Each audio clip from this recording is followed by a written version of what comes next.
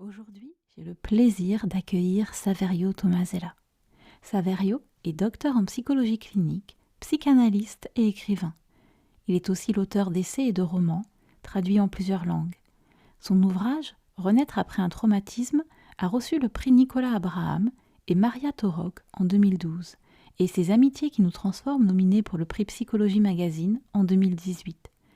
Il a aussi fondé l'Observatoire de la sensibilité et la Journée mondiale de la sensibilité qui aura lieu chaque année le 13 janvier. Musicien amateur, amoureux de la nature, il est aussi l'heureux papa de 2 grands-enfants. Bonjour à tous, bonjour Saverio. Je suis vraiment très heureuse aujourd'hui de passer ce petit moment en ta compagnie pour Merci parler Flora. voilà, d'un sujet qui nous est cher à tous les deux. Alors, je vais faire on va mettre au point avant de commencer quelque chose. C'est que c'est vrai que moi, j'utilise souvent le mot hypersensibilité et durant ce sommet, on a souvent utilisé le mot hypersensibilité. Avec toi, tout au long de notre échange, on va utiliser d'autres termes. Est-ce que tu veux nous dire pourquoi? Est-ce que tu veux nous dire justement, est-ce qu'il y a une différence entre les termes que tu vas nous parler et l'hypersensibilité? Comme ça, tout le monde saura un petit peu ce qu'il en retourne. Oui, je crois que les termes en fait sont très importants parce que c'est la façon que nous avons de désigner la réalité, mais aussi de nous désigner nous-mêmes et de parler de ce que nous ressentons. Alors c'est vrai que depuis le début, donc moi ça fait une vingtaine d'années que je cherche quotidiennement sur la sensibilité élevée. Depuis le début, moi j'étais mal à l'aise, je suis mal à l'aise avec le mot hypersensible ou le mot hypersensibilité, parce que dans ma famille, tout simplement, quand on me traitait d'hypersensible, c'était un très gros reproche. C'était présenté comme une tare et ça voulait dire tu es trop sensible, fais quelque chose, c'est un gros défaut, essaye de prendre sur toi, enfin, etc. Donc déjà pour moi, ça partait mal avec ce mot-là puisqu'il a été vraiment utilisé par mes parents comme un reproche important et fondamental. Et puis, je me suis rendu compte aussi, en discutant avec une amie qui est professeure de lettres, que en fait, hypersensible utilise le préfixe hyper et qu'en langue française, c'est un préfixe qui soit est neutre, comme hypermarché, soit est plutôt négatif, ça veut dire que ça désigne un excès, un trop. Et que donc, en utilisant le mot hypersensible, on risque de laisser entendre qu'il y a quelque chose en excès, qu'il y a quelque chose en trop. Et donc, à l'époque, il y a plusieurs années, on avait décidé d'utiliser le mot ultra sensible parce que le préfixe ultra, toujours d'après cette femme qui est linguiste, c'est un préfixe laudatif, c'est un préfixe qui est favorable, valorisant, qui dit que c'est bien. Donc, être ultra sensible, c'est être plus sensible, mais bien sensible. Et donc, j'ai beaucoup essayé de faire adopter ce mot ultra sensible ou ultra sensibilité. Et en fait, c'est très difficile de lutter contre une habitude parce que c'est à la fois neuronal, hein, puisque notre cerveau a créé des connexions neuronales autour de ces mots-là. Et puis, bon, ben, par rapport aux autres, on n'ose pas trop utiliser le mot ultra sensible, ultra sensibilité, parce qu'on se dit, est-ce que je vais être comprise ou est-ce que je vais être compris? Ce qui fait que ça a continué, en France en tout cas, on a continué avec le mot hypersensible, hypersensibilité. Puis, je me suis rendu compte que c'était des mots hypersensibles et hypersensibilité qui sont du vocabulaire médical utilisé depuis le XVIIIe siècle et que ces mots-là sont souvent utilisés comme des synonymes d'allergie, d'intolérance. Et d'ailleurs, dans les notices des médicaments, dans toutes les notices maintenant, puisqu'il y a une norme européenne, il y a marqué sauf hypersensibilité à l'un des composants. Donc, sauf allergie ou intolérance à l'un des composants. Et donc, moi, ça me gêne beaucoup d'employer un terme qui est utilisé en médecine, qui a pu aussi d'ailleurs dans l'histoire être utilisé comme un synonyme de spasmophilie ou de neurasthénie, voire parfois de dépression, et qui aujourd'hui par certains psychiatres est utilisé comme un synonyme de trouble bipolaire de type 2. Donc ça me gêne qu'on utilise des termes qui sont utilisés en médecine parce que la sensibilité élevée n'est pas une maladie, ça n'est pas une pathologie, ça n'est pas un trouble, c'est simplement un tempérament, un trait, comme dit Hélène Aron, qui d'ailleurs n'aime pas du tout le mot hypersensibilité non plus.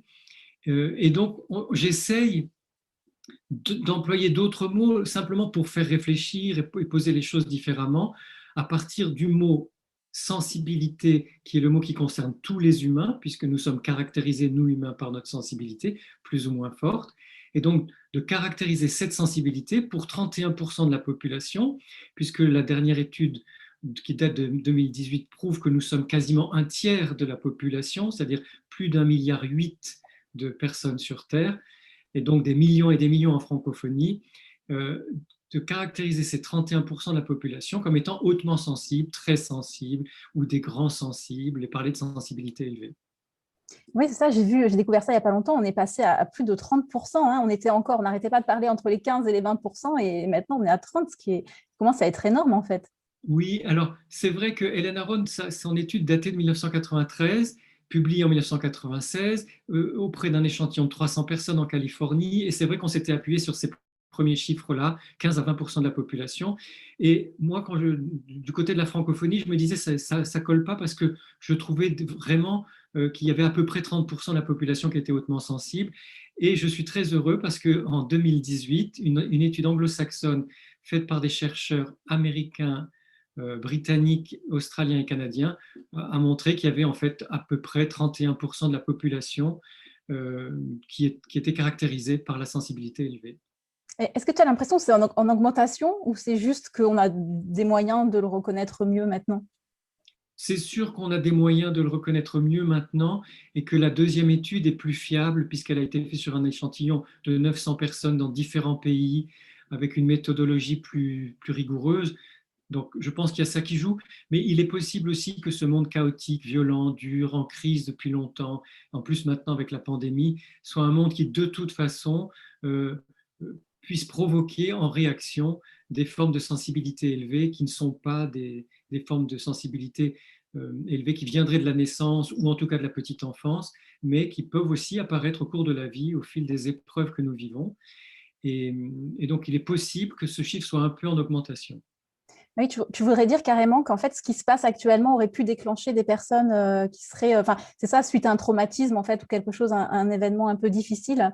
Alors, oui, ça c'est important de le souligner parce qu'il n'y a pas qu'Hélène Aron qui cherche, et son équipe, hein, et ses collègues qui cherchent sur la sensibilité élevée. En fait, par des voies détournées, les spécialistes du traumatisme, notamment les anglo-saxons, se sont rendus compte que tous les gros traumatismes produisent des sensibilités élevées réactionnelles. Et là, ils disent hypersensibilité parce que ce sont des médecins, hein, des psychiatres ou des neurologues, et que donc pour eux le terme hypersensibilité leur convient, mais en tout cas, quand on parle de sensibilité élevée ou d'hypersensibilité, il y a des formes de sensibilité élevée qui sont réactionnelles à la suite d'un gros traumatisme, d'un choc, d'un deuil, ou ça peut même être un licenciement si ça se passe mal, d'une maladie qui a duré longtemps ou qui a été grave. Donc, il y a aussi d'autres formes de sensibilité élevée qui donnent à peu près les mêmes manifestations ou les mêmes difficultés de vie. Et donc, c'est intéressant de les englober dans la réflexion générale sur la sensibilité élevée. Ouais. Toi, justement, tu as écrit, je crois, mais au moins une dizaine, j'ai calculé vite fait comme ça, une dizaine de livres sur la sensibilité élevée. Pourquoi c'est important? Pourquoi ce sujet est si important pour toi? Parce que c'est quand même, je crois que tu es le seul en France à avoir écrit autant de livres sur ce sujet-là en plus. Alors, ça fait très longtemps, je crois que l'avantage simplement du temps, hein, de la durée, ça fait très longtemps que je cherche sur la sensibilité humaine et donc sur la sensibilité élevée, puisqu'elle me concerne moi directement et que mes enfants eux-mêmes sont ultra sensibles. Et qu'il y a eu beaucoup de patientes et de patients qui sont venus vers moi avec une problématique autour de leur sensibilité en général, mais souvent d'une question de sensibilité élevée aussi. Et donc, j'ai commencé à en parler tôt, parfois dans des paragraphes ou des sections de chapitres de livres précédents. Puis un jour, une éditrice m'a dit, mais vous devriez écrire un livre sur la sensibilité élevée. Donc, elle disait hypersensibilité. Et j'ai dit, bien sûr, d'accord, ça m'intéresse. Et à partir de ce moment-là, bon, ben, ça a touché beaucoup de personnes. Je me suis rendu compte que ça les aidait. Moi, ça m'intéressait de chercher dans ce domaine-là. Et ce qui faisait que à peu près chaque année, ou au début tous les 2 ans, puis après chaque année, j'avais des choses nouvelles à dire à partir des recherches que j'avais faites. Et c'est ça qui a donné lieu à différents livres sous différentes formes, essais, guides ou romans, pour pouvoir donner le maximum d'informations sur la sensibilité élevée et apporter des clés, des conseils pour bien la vivre et bien l'accepter, bien la vivre. Parce que justement, c'est quelque chose qui a été difficile pour toi et que peut-être maintenant, tu as envie de transmettre et que ce soit plus facile pour les autres ou… Ça joue. Il n'y a pas que ça, bien sûr, parce qu'il y avait le praticien, hein, le thérapeute que je suis, qui avait envie de témoigner de transformation de personnes très sensibles qui ne le vivaient pas bien au début et puis après leur thérapie qui le vivaient bien.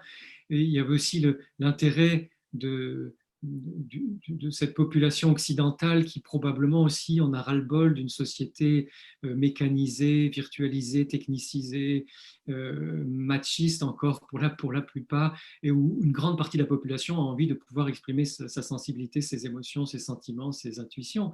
Mais bien sûr qu'il y a pour une part aussi mon chemin de vie où, enfant, j'étais élève du lycée musical, c'est-à-dire que c'est comme sport-études, on a école le matin et musique l'après-midi, donc c'était du CP jusqu'à la troisième. Tous les jours, tous les après-midi, j'étais au conservatoire avec mes camarades et tous nos professeurs nous disaient ta sensibilité est belle, exprime ta sensibilité, développe ta sensibilité, etc., etc., affine ta sensibilité, bon bref, tous les professeurs nous le disaient. Et donc, je me disais, comment ça se fait que dans un monde, celui de la musique, on nous dit que la sensibilité est merveilleuse, et à la maison ou dans les transports ou au collège, on me dit le contraire, ou on se moque de moi parce que je suis sensible.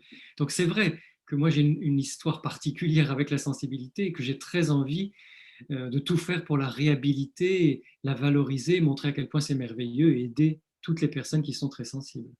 Oui, c'est ça, c'est le message fort que tu essayes de faire passer aussi à travers tes livres, à travers la journée aussi dédiée à l'hypersensibilité. Euh, tout ça, oui. Oui, en fait, on se rend compte que suivant l'environnement, comme je le disais, notre sensibilité va être bien accueillie ou pas bien accueillie, niée ou au contraire écoutée avec attention, où on va pouvoir s'exprimer tel qu'on est, ou au contraire on a l'impression qu'on doit se taire ou qu'on doit se mettre en retrait. Et que effectivement, tout ce que je fais, les livres que j'écris, les conférences, la journée de la sensibilité, tout ça, c'est pour faire en sorte qu'on nous accepte, nous, les grands sensibles, tels que nous sommes avec notre sensibilité élevée, mais aussi avec notre variété de sensibilité, parce qu'il n'y a pas deux personnes hautement sensibles qui se ressemblent, et faire en sorte que ça devienne le levain, le ferment qui va faire lever la pâte d'un monde qui là est en perte de vitesse, qui est à bout de souffle. Et moi, à travers la sensibilité, j'essaye aussi de promouvoir un monde plus humain, un monde plus lumineux, avec plus d'amour, de convivialité, de solidarité, de respect de la nature et de créativité. Ouais, je crois que plus que jamais, c'est vraiment au cœur de l'actualité en ce moment, hein. En plus, c'est au cœur de l'actualité, c'est très important, oui, de bien prendre le virage là.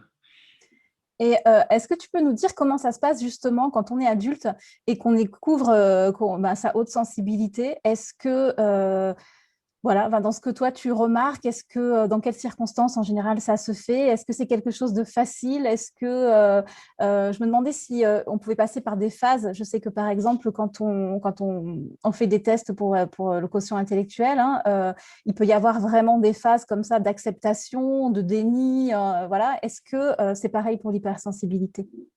Oui, alors déjà, au fond de notre être, au fond de notre cœur, nous avons l'intuition depuis très longtemps, pour être presque dire depuis toujours, mais en tout cas depuis très longtemps que nous sommes hautement sensibles.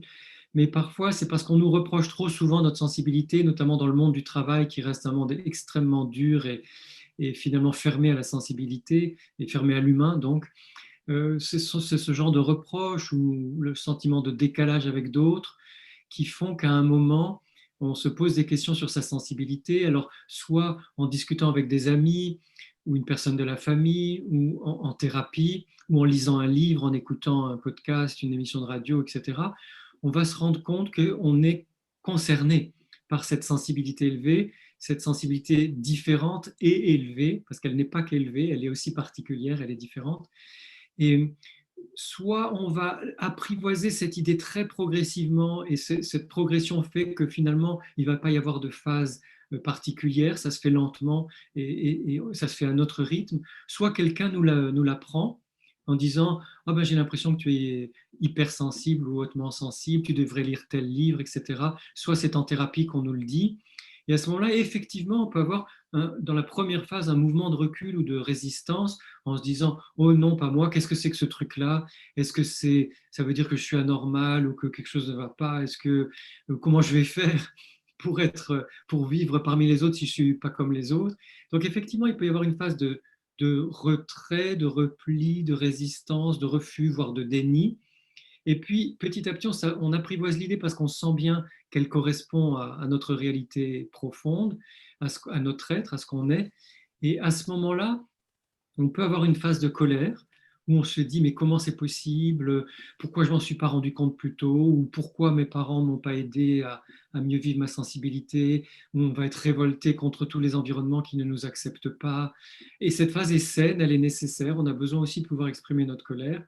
Après, il peut y avoir une phase de tristesse ou de chagrin en se disant mais c'est triste, c'est difficile, comment je vais faire, voilà. Et puis petit à petit, hein, comme dans tout deuil, parce que je pense qu'on fait aussi le deuil du moi idéal, de la personne idéale qu'on avait envie d'être, fort ou forte, capable de faire face à toutes sortes de situations, avec une sensibilité standard. Et non, ben non, on est différent. Et cette phase de deuil, elle peut prendre du temps. Et au-delà de ça, eh bien finalement, on va s'accueillir, s'accepter, s'aimer avec cette haute sensibilité, cette sensibilité différente. Et c'est là, à partir de là, qu'on va commencer à bien la vivre, à trouver les conditions de vie, les fréquentations, la nécessité de se reposer souvent, tout faire progressivement, là encore, hein, pour bien vivre cette sensibilité élevée. Et à ce moment-là, elle va vraiment devenir un atout, une force, une source de créativité et même d'énergie. C'est pas parce qu'on est plus facilement fatigué que les autres que dans les moments où on va bien après s'être reposé, on n'est pas toujours fatigué non plus. C'est-à-dire qu'on peut aussi trouver l'énergie en soi pour exprimer ce que nous sommes et créer finalement la vie que nous avons envie de vivre. Et l'énergie, j'ai envie de dire qu'on la trouve d'autant plus quand justement on a pris conscience de notre hypersensibilité pour faire en sorte de se préserver. Exactement, c'est ça, c'est une connaissance de soi qui passe par la connaissance de notre sensibilité, comment je vis cette sensibilité particulière quand je suis seul, quand je suis avec d'autres, quand je suis au travail, quand je suis en famille, quand je suis fatigué, quand je suis en pleine forme, comment mes émotions me traversent, combien de temps elles durent, quelles sont leurs forces, comment elles s'entremêlent entre elles, parce qu'on présente toujours les émotions seules, comme si, bon, bien sûr, parfois on a une émotion simple et seule, mais on peut aussi avoir un enchevêtrement d'émotions, que ce soit les nôtres, celles des autres, tout ça, ça fait une espèce de brouhaha, d'autant que les personnes hautement sensibles ont tendance à amplifier leurs émotions, c'est-à-dire qu'il y a une caisse de résonance en nous qui fait que ça dure plus longtemps et c'est plus fort. Eh bien, cette connaissance de nous-mêmes, ou le fait d'écouter nos intuitions, par exemple, ou d'accepter d'être original et de créer des choses différentes, tout ça va nous permettre de mieux vivre notre sensibilité et de nous apporter de l'énergie, parce que plus je suis moi-même dans le respect de ma personne profonde, de mon être profond, plus je vais avoir à ma disposition une bonne énergie. Est-ce que, selon toi, c'est important, quand on découvre sa haute sensibilité, de revoir son passé avec une autre lecture, justement? Oui, oui, bien sûr, hein, ça c'est le grand conseil d'Hélène Aron et elle a raison, c'est de refaire une lecture de toute son histoire, de toute sa vie, en essayant de repérer, notamment dans les moments difficiles, mais pourquoi pas aussi dans les moments faciles et merveilleux, de repérer dans chaque situation de notre vie comment cette sensibilité élevée a, comment elle a été présente, tout simplement, comment nous avons vécu ces situations avec notre sensibilité élevée, mais maintenant, adultes, nous savons que cette sensibilité différente a joué dans un sens ou dans un autre, hein. Soit c'était difficile et particulièrement source de souffrance, soit au contraire, ça nous aidait à être créatif ou à être enthousiaste ou à être passionné, de faire toute une relecture de sa vie grâce à cette ce nouveau critère, cette nouvelle réalité qui est la nôtre de la sensibilité élevée. Tout à l'heure, justement, on parlait d'énergie. Toi, qui es un auteur reconnu, qui est amené à faire plein d'interviews, et on en parlait encore tout à l'heure là, avec les sorties de tes livres, comment tu arrives, toi, avec ton ultra-sensibilité, voilà, à composer dans ce monde qui est en perpétuel mouvement? Alors, ça a été long, ça a été long. J'ai dû apprendre à dire non parce que je ne savais pas du tout dire non. J'avais l'impression que j'allais déplaire aux autres ou qu'on allait m'en vouloir ou qu'on n'allait pas comprendre. Et donc, je disais oui à tout ce qui m'épuisait. Donc, j'ai appris à dire non. J'ai parfois encore un peu de mal à dire non, mais ça va. Donc ça, c'est une chose. Après, j'ai vraiment changé beaucoup de mon quotidien. J'ai d'abord changé mon alimentation.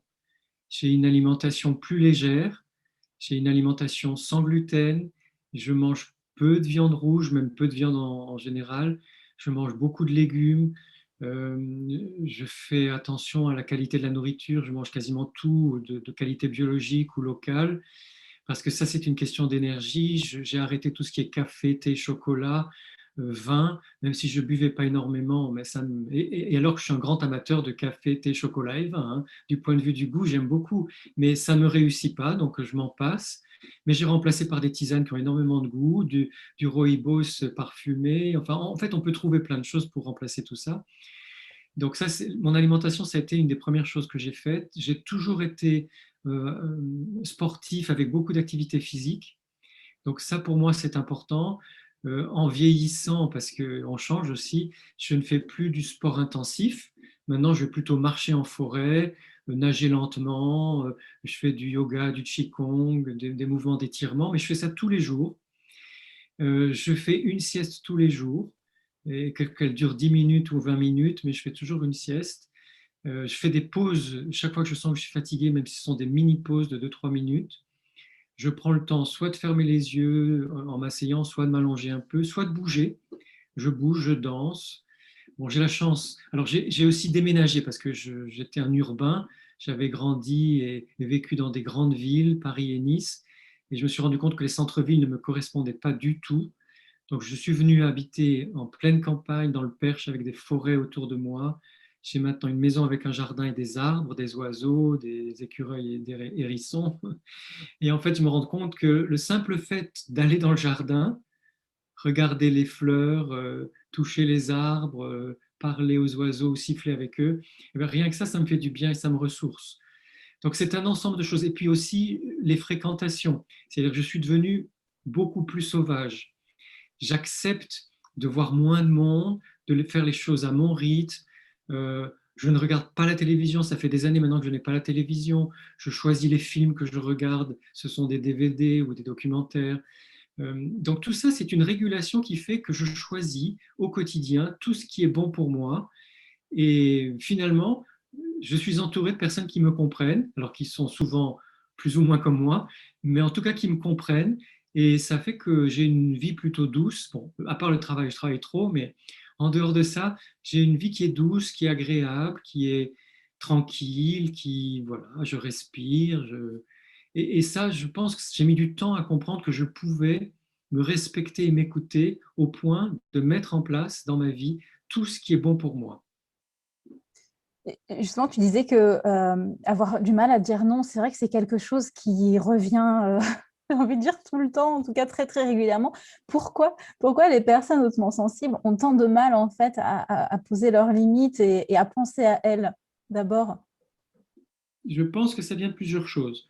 Du point de vue neurologique, parce que c'est important aussi de parler de ça, du point de vue neurologique, comme la sensibilité élevée est caractérisée par le traitement sensoriel en profondeur des informations, ça fait que nous avons tendance à être orientés vers les autres ou vers l'extérieur. Nous portons attention aux détails et ça nous oriente beaucoup vers l'extérieur. Cette orientation vers les autres, elle est confirmée par notre empathie. Alors bien sûr qu'il y a des personnes hautement sensibles qui manquent d'empathie ou qui ont peu d'empathie, mais en général, en grande majorité, les personnes hautement sensibles sont douées d'une grande empathie. Et ça nous oriente encore plus vers les autres, l'écoute des autres, l'aide des autres, tenir compte de leur point de vue, de leur avis, de leur réaction. Et donc, dire non avec tout ça, c'est compliqué parce que déjà, si je suis orienté vers l'extérieur et vers les autres, je vais moins m'écouter moi. C'est pour ça que les moments de retour à soi, que ce soit dans des pauses ou des siestes, mais simplement prendre du temps d'être seul avec soi-même, c'est très important pour nous, parce que sinon on est tout le temps orienté vers les autres et on se fatigue, mais aussi on ne prend pas conscience de ses limites.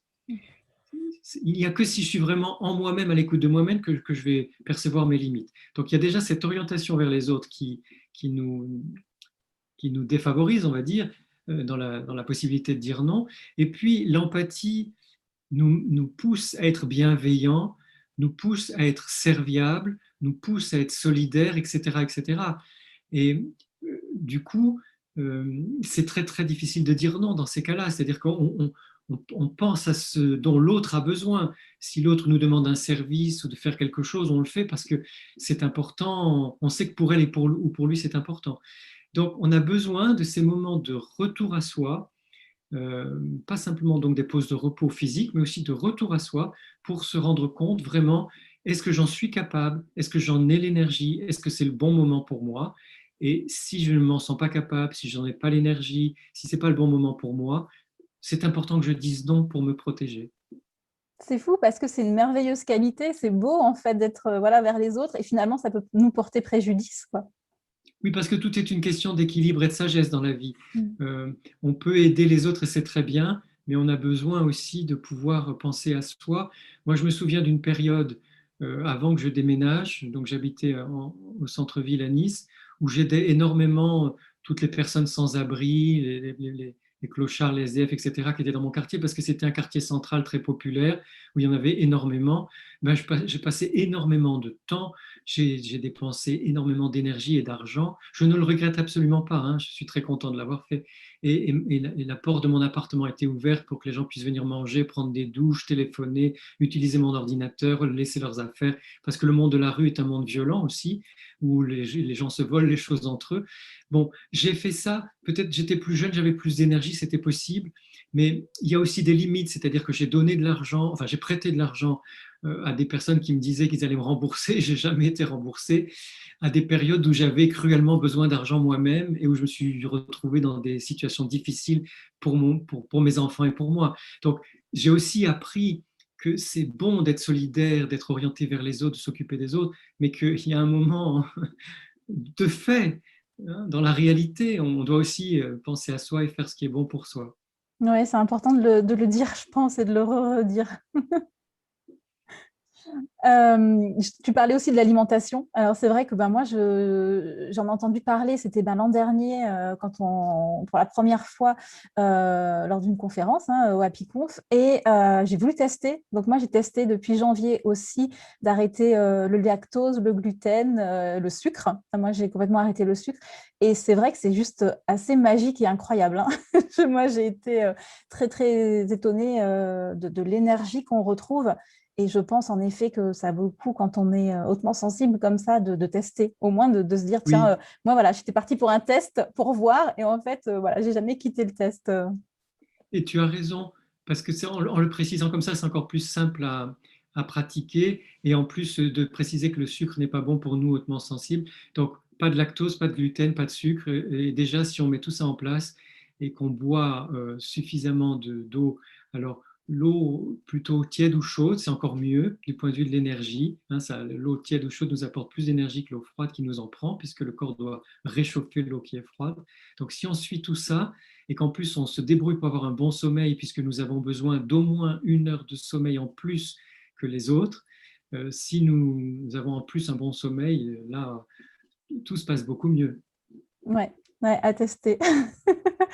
Et qu'est-ce que tu dirais pour quand on est hautement sensible, justement, de ultra sensible, comment on peut faire pour pleinement se réaliser? Je crois que la clé, c'est de s'écouter soi-même, indépendamment des standards de la société, de la façon dont les autres nous voient ou voudraient que nous soyons, et indépendamment de ce qui est à la mode et de ce qui serait bien, soit pour gagner de l'argent, soit pour être bien vu, de vraiment s'écouter, qu'est-ce que j'aime, qu'est-ce que j'ai envie de faire, comment j'ai envie de vivre, qui j'ai envie de fréquenter, et de vraiment suivre son cœur, de tenir bon sur nos désirs profonds, nos aspirations réelles, ce que nous sommes nous, même si c'est à contre-courant de beaucoup de personnes autour de nous ou de la société en général. Et c'est à cette condition-là que progressivement nous créons vraiment une vie qui nous ressemble, une vie qui nous convient, et que non seulement nous sommes de plus en plus heureux et heureux, mais en plus, au-delà du bonheur, qui n'est pas le seul objectif qu'on doit avoir dans la vie, à mon avis, nous avons plus de sagesse, un meilleur équilibre, une plus grande paix intérieure, nous sommes plus rayonnants, les choses se simplifient. Il y a quelque chose qui devient comme évident de vivre notre grande sensibilité dans la vie, l'existence que nous avons choisie pour nous-mêmes et qui ne ressemblera pas forcément, ou probablement pas, à l'existence des autres. Et ça passe un peu par, enfin pour moi, ça passe par la connaissance de soi, justement, de prendre en compte voilà, sa sensibilité élevée. Et je pense que c'est le début un peu du chemin. Oui, oui, c'est vrai que c'est très important de se connaître soi et c'est pour ça que très souvent je recommande aux personnes hautement sensibles de s'engager dans une thérapie, non pas parce que c'est une maladie ou un problème, mais tout simplement pour mieux se connaître avec cette sensibilité-là, l'apprivoiser et cheminer progressivement pour la vivre au mieux. Mais de toute façon, cette connaissance de soi, elle va nous permettre d'aller à l'essentiel parce qu'il ne s'agit pas de se replier sur soi-même de façon nombriliste, il s'agit de bien se connaître soi-même, de bien s'écouter soi-même et de s'aimer tel que nous sommes. Et c'est ça, finalement, le socle stable d'une vie épanouie pour une personne hautement sensible. Tu parles de se faire accompagner par un thérapeute, mais est-ce que tu conseilles que le thérapeute, justement, connaisse, enfin, soit sensibilisé à la haute sensibilité? Parce que c'est vrai que sinon, j'ai entendu des témoignages assez effrayants où carrément, je crois que c'est avec Charlotte Wills qu'on en parlait, où ça peut être vraiment catastrophique parce que le thérapeute ne connaît pas l'hypersensibilité et donc du coup va dire que il est bipolaire ou je ne sais plus les termes. Mais, Alors, oui, ça c'est particulièrement vrai avec les psychiatres. Donc là, je ne conseille pas de thérapie avec un psychiatre parce que eux vont chercher tout de suite à poser un diagnostic psychiatrique sur ce que la personne raconte et ils vont se tromper. C'est-à-dire à moins de connaître très très très bien la haute sensibilité et le traitement sensoriel approfondi des informations, donc d'avoir lu beaucoup d'études. Il n'y en a, à mon avis, pas beaucoup de psychiatres en francophonie, en tout cas en France, qui sont bien formés sur ce plan-là.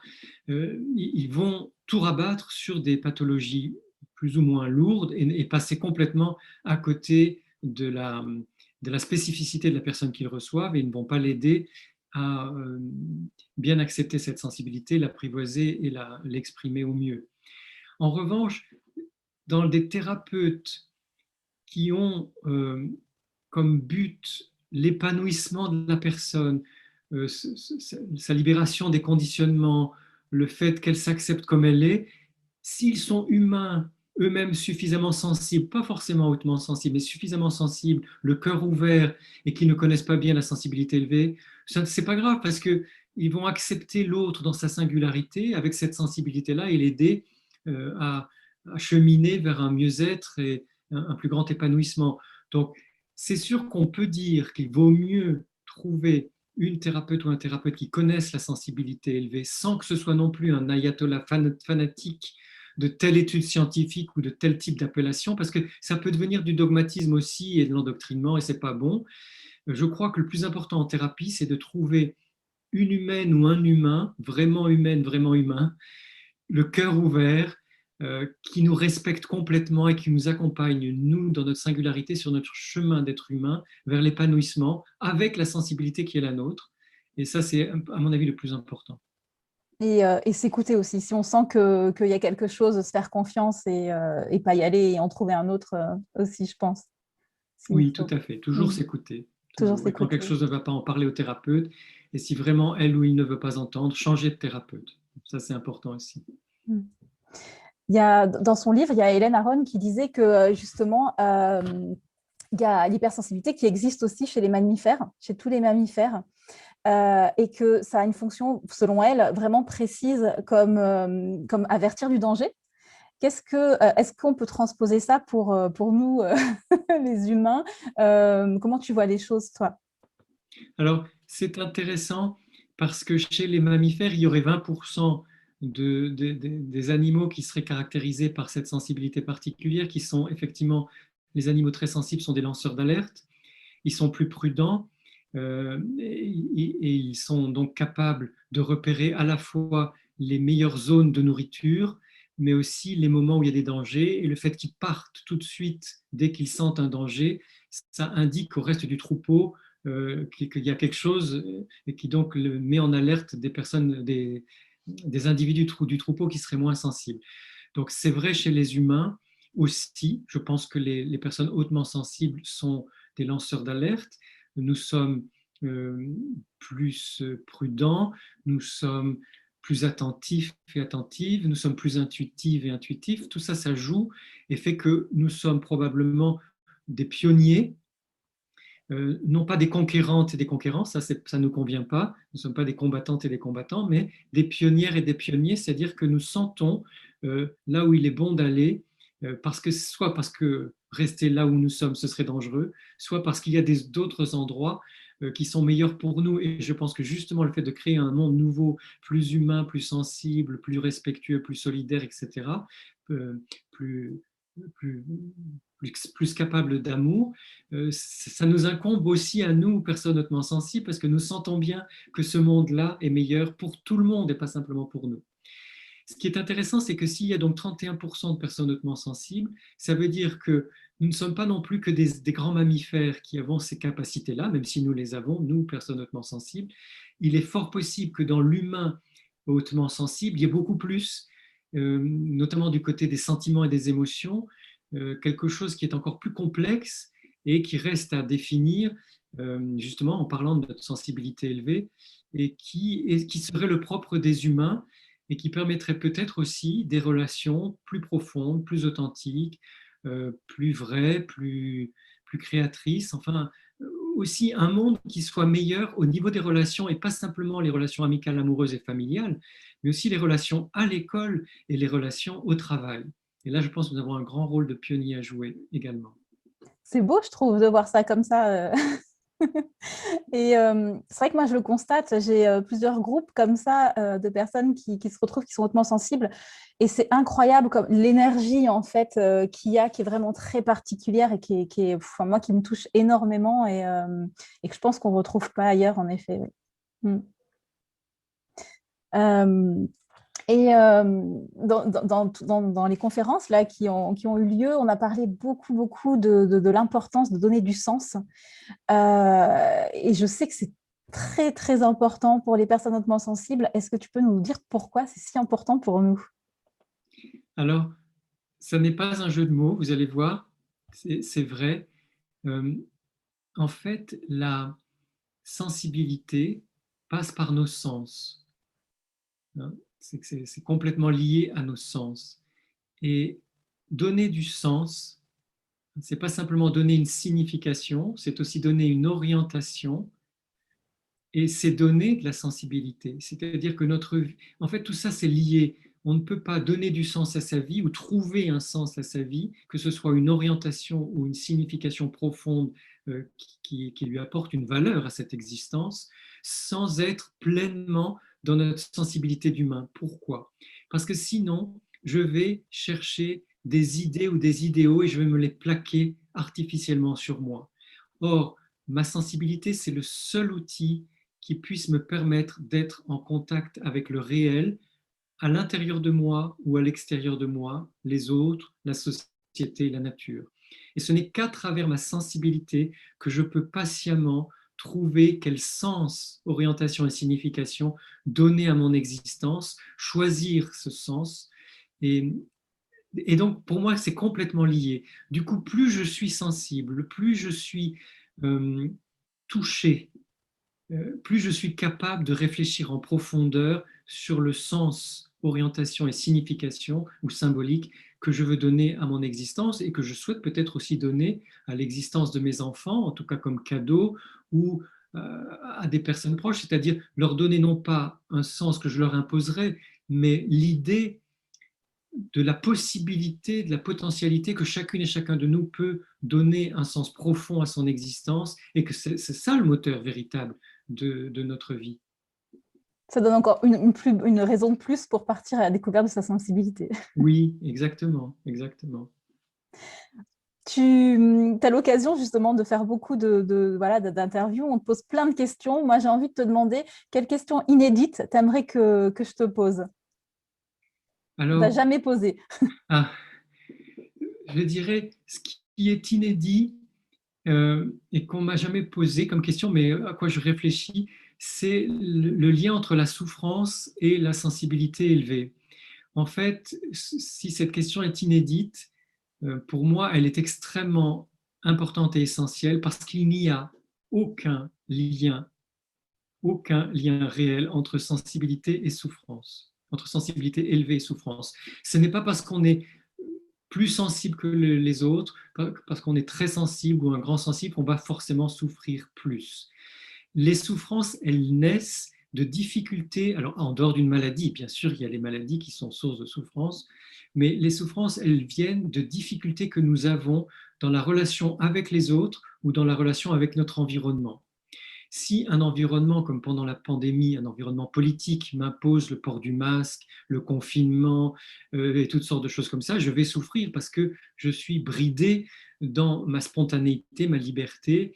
Et bon, même si on peut penser que c'est nécessaire, encore qu'on peut avoir aussi d'autres avis sur la question, mais en tout cas, ça va être une source de souffrance parce que je ne peux pas faire ce dont j'aurais envie ou ce dont j'aurais besoin. Et ça ne vient pas du fait que je suis sensible, ça vient du fait qu'on m'impose des choses qui ne sont pas bonnes pour moi. Pareil pour un enfant dans une famille, si l'enfant est maltraité, moqué, négligé, si on dit des choses fausses sur lui ou si on n'accueille pas sa sensibilité, surtout si elle est élevée, il va souffrir de tout ça. Mais ce n'est pas sa sensibilité, même si elle est élevée, qui est source de souffrance. Et ça, c'est très important de le savoir. Là où l'intensité de notre sensibilité va jouer, c'est qu'effectivement, nous allons ressentir plus fort autant les joies que les douleurs, autant la tristesse que le bonheur, autant la colère que la peur, etc. Mais le fait que nous ressentions plus fort ce dont nous souffrons et qui nous rend plus conscients d'ailleurs et conscientes de ce que nous souffrons, ce n'est pas la source de notre souffrance. Parce que sinon, on aurait tendance à dire ou à croire que sensibilité élevée égale plus de souffrance. Non, on peut être un grand sensible et ne pas avoir forcément de souffrance, ça dépend de ce qu'on vit dans sa vie. Et à ce moment-là, on va beaucoup plus profiter de la nature, de ses amis, de la personne qu'on aime, de l'art, de la pratique artistique qu'on fait ou de ses moments de loisirs. Oui, c'est important. C'est vrai que c'est important de le dire parce que c'est encore trop souvent, voilà, ça porte parfois à confusion un petit peu. Voilà, exactement. Bon, pour finir, j'aimerais te proposer un petit jeu, des petites questions. Je voulais savoir si tu devais nous conseiller qu'un seul livre sur l'ultrasensibilité, quel serait-il? Alors, sans hésiter, je conseille le dernier livre que j'ai écrit sur la sensibilité élevée qui s'appelle Lettres ouvertes aux âmes sensibles qui veulent le rester. Lettres ouvertes aux âmes sensibles qui veulent rester. Pourquoi? Parce que c'est l'aboutissement d'une vingtaine d'années de recherche et que c'est aussi un livre extrêmement personnel, extrêmement engagé pour qu'on nous foute la paix avec notre sensibilité élevée, qu'on nous laisse tranquille, qu'on nous laisse vivre avec cette grande sensibilité, mais aussi pour que nous, grands sensibles, nous nous acceptions avec toute la diversité, les grandes différences qui existent entre nous, que nous ne cherchions pas à faire un moule unique, uniforme de sensibilité élevée. En fait, chacune et chacun de nous est différent, et qu'ensemble, nous serons, et nous sommes déjà beaucoup plus puissants si nous relions nos énergies, nos sensibilités, notre créativité, nos intuitions, notre solidarité, et que c'est ensemble que nous allons réussir à changer un monde qui est en crise maintenant depuis très longtemps. Moi, j'ai pourtant 55 ans, j'ai toujours entendu parler de crise. Hein. Donc, les plus jeunes, vous avez encore plus entendu parler de crise, et il y en a marre, il y a un moment, il faut qu'on en sorte, on ne va pas rester comme ça. Et je pense que les grands sensibles, si nous nous réunissons dans le respect de nos différences, et en nous entraidant, en nous soutenant, en nous aidant à être intuitifs, créatifs, etc., nous pouvons vraiment changer la donne de ce monde à tous les niveaux. Au niveau des relations, au niveau de l'école, au niveau de la famille, au niveau du travail, et même au niveau politique. Et que ce n'est qu'en se regroupant, et merci Flora d'ailleurs ce que tu fais, parce que c'est déjà une très très belle façon de nous regrouper, en nous regroupant, en étant solidaires et en œuvrant ensemble, que nous allons changer le monde pour aller vers quelque chose de bien mieux pour nous et pour nos enfants. Ouais, c'est super beau comme message et c'est tellement vrai, je trouve que je pense qu'il y a beaucoup de belles choses à faire et voilà. Et moi, j'encourage aussi les ultra sensibles à justement à s'épanouir, à devenir voilà, qui ils doivent être parce qu'on les attend pour voilà, faire un monde plus beau. Et c'est vrai que ce livre-là, je l'ai pas terminé, mais j'ai ressenti que c'était vraiment fait, c'est plus personnel, c'est vraiment avec le cœur et tu y vas, quoi. Je Voilà. trouvais. Ouais. Et alors un film, est-ce que tu aurais un film à nous conseiller? Alors, il y en a pas mal, et heureusement d'ailleurs, hein, avant de citer celui que je recommande avant tout, je vais en parler un peu, je vais parler un peu des autres. Je pense que Billy Elliot, par exemple, c'est un très beau film qui montre comment la sensibilité peut faire son chemin, même dans une famille plutôt machiste, même dans un milieu qui n'est pas favorable à la sensibilité ou à l'art. Donc Billy Elliot, il y a aussi Danish Girl qui est un très beau film. Alors c'est pas que sur la sensibilité, mais qui montre merveilleusement ce qu'est la sensibilité. Le Jardin des Finzi Contini qui montre aussi des sensibilités différentes et comment elles peuvent être, même à une période qui était la deuxième moitié du XXe siècle, ça peut être très bien accepté. Donc ces films-là, je les recommande, mais surtout, je voudrais parler de Séraphine, qui est un magnifique film sur la peintre Séraphine de Senlis, parce que c'est une femme qui en plus est atypique. Non seulement elle est extrêmement sensible, mais elle est atypique, et donc le film est d'un très grand respect, mais vraiment en évidence euh, la beauté, la beauté de cette personne, et je le recommande chaudement. C'est qu'il existe aussi un film qui est uniquement en anglais pour les personnes qui s'intéressent aussi à l'autisme. Ce film est magnifique et se passe en Mongolie avec des chamans sur un enfant qui est à la fois très sensible et autiste. Et ce film s'appelle The Horse Boy, le garçon cheval, le garçon à cheval, The Horse Boy. Et ça fait le lien aussi avec le thème de ton dernier livre, je crois, sur le Oui, chamanisme un peu. effectivement, le roman qui vient de sortir là, J'ai rêvé que je te rejoignais dans ton voyage, c'est un roman sur le chamanisme. Voilà. Ouais. La force toi, tu préfères chez les personnes hautement sensibles. Clairement, c'est la créativité. J'ai un tout petit peu hésité avec l'intuition, mais clairement, c'est la créativité parce que je pense que nous avons besoin, il ne s'agit pas de tout chambouler tout le temps, parce que nous avons aussi besoin d'une régularité et de choses qui nous permettent de nous retrouver dans ce qui est bon pour nous, mais néanmoins, à la fois dans les relations, dans notre travail, dans la pensée, dans tout ce qui concerne la société et le monde, notre créativité est notre plus grande force, à mon avis. Hmm. Et est-ce que tu aimerais faire passer un message pour terminer Oui, oui, alors j'ai déjà un peu fait passer sur le fait que nous pouvons changer le monde.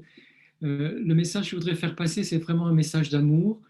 Plus je vieillis, plus je me rends compte qu'il n'y a que ça qui compte, l'amour.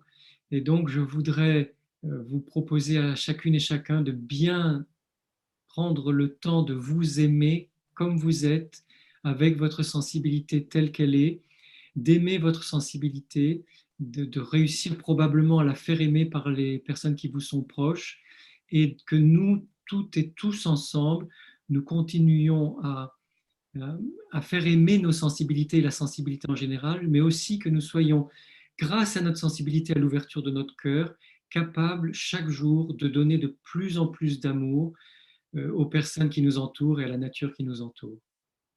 Merci, merci beaucoup, Saverio. Merci à toi, merci Flora.